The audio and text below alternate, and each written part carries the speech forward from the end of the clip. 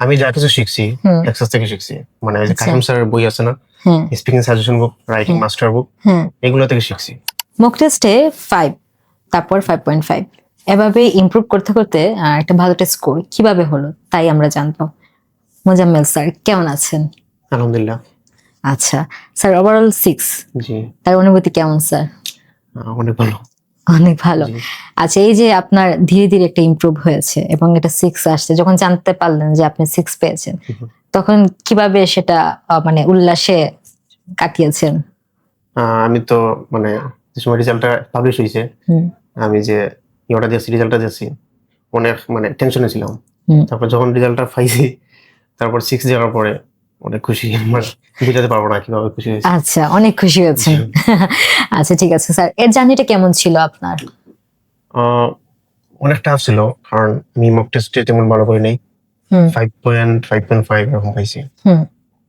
তারপর তো অনেক হার্ডওয়ার্ক করছি, ফোকাস দিয়েছি স্পিকিং এ, রাইটিং এ, তারপর ইমপ্রুভ হয়েছে আস্তে আস্তে। আচ্ছা, হার্ড ওয়ার্ক করেছেন। জি, আমি যতটুকু আপনার সাথে গল্প করে বুঝতে পেরেছি যে আপনি খুবই বন্ধুদের সাথে আড্ডা উড্ডা দিতেন, জি, তো নিশ্চয়ই ওইদিকে একটু সময় কম দিয়ে এইদিকে সময় দিয়েছেন। জি। তখন কিভাবে এটা করেছেন এই সময়? এটা তো প্রথম অনেক কষ্ট হয়েছে, কারণ আমি তো মানে আউটগোয়িং পারসন, হুম। মানে আড্ডা দিতে ভালোবাসি, কিন্তু আমি দেখছি যে এটার মধ্যে কোনো ক্যারিয়ার নাই, হ্যাঁ। ফোকাস দিতে হবে আইটিএস এ। তারপর আমি বলছি যে আমার ভালো করা লাগবে। তারপর কারিম স্যারটা আসছি, উনি অনেক সাজেশন দিয়েছেন, কিভাবে পড়তে হবে? যে গাইডলাইন দিয়েছেন। তারপর আমি ইমপ্রুভ করছি আস্তে আস্তে। আচ্ছা ঠিক আছে স্যার, তো ওভারঅল 6, জি। আপনার লিসেনিং এ ভালো আসছে, লিসেনিং স্পিকিং এ ভালো Speaking আসছে, হুম, 6 আসছে আপনার, তো এটাতে ভালো আসছে। ওইটাতে কিন্তু কথা বলতে হয়, জি। জড়তা থাকলে কিন্তু কথা বলা যায় না, জি। বাট আপনি এটাতে কিন্তু ভালো একটা স্কোর করেছেন। এই যে আপনার মুখে 5.5 আসতো বা 5 আসতো, এটাতে ভালো করেছেন, কিভাবে করেছেন স্যার? এটা তো রেগুলার প্র্যাকটিস করছি, আর ক্যাফে এর মধ্যে জয়েন করছি রেগুলারলি। তারপর ক্যাফেতে কিভাবে প্র্যাকটিস করতেন? এই যে র্যান্ডম পারসন, হুম। নতুন নতুন র্যান্ডম পারসনের সাথে প্র্যাকটিস করছি। আর মানে অনেক স্যার আসলা, তারাও জানেন আমি অনেক দিন ধরে ক্লাস করি, তো তারাও হইতাম প্র্যাকটিস করার লাগে রেগুলারলি। আচ্ছা ঠিক আছে। আবার রাইটিংও কিন্তু 6 পেয়েছেন জি। আপনি। তো ওইটাতে কিন্তু আবার সব শিক্ষার্থীদের রাইটিং এও কিন্তু প্রবলেম হয়। তো আপনি কিন্তু এটাতে ভালো করেছেন। তো ওইটাতে আবার কি টিপস ফলো করেছেন বা এটা কিভাবে তো করেছেন? প্রথমে আমি এইচএসও করছি, হুম। আপনার এক্সাসে।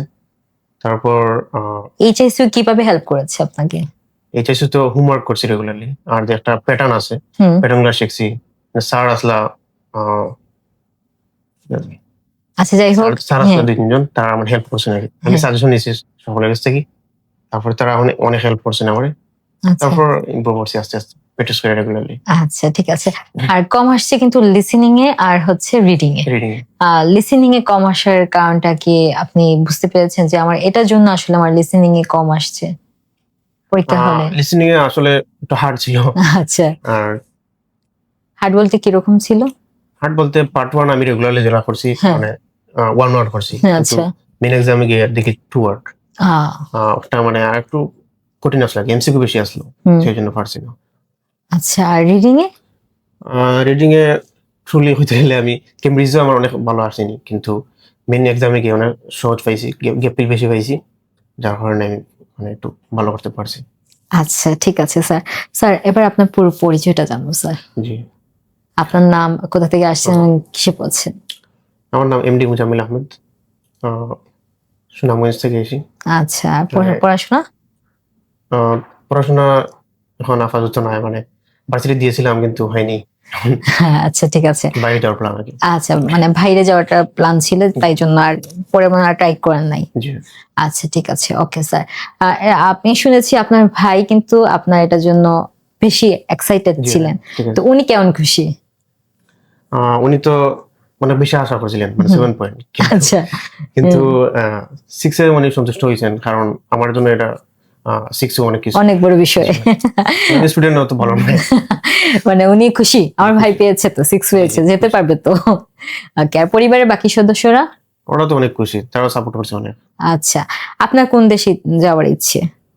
আমার তো ইউকে ইচ্ছা আছে, আচ্ছা, হবে ইনশাল্লাহ। আচ্ছা ঠিক আছে। তা আপনি যেহেতু আড্ডাবাজিতে ব্যস্ত থাকেন বা জি। দিতেন, তা তার মানে বন্ধু বান্ধব আছে, জি হ্যাঁ। তো এই বিশাল একটা গ্রুপও আছে।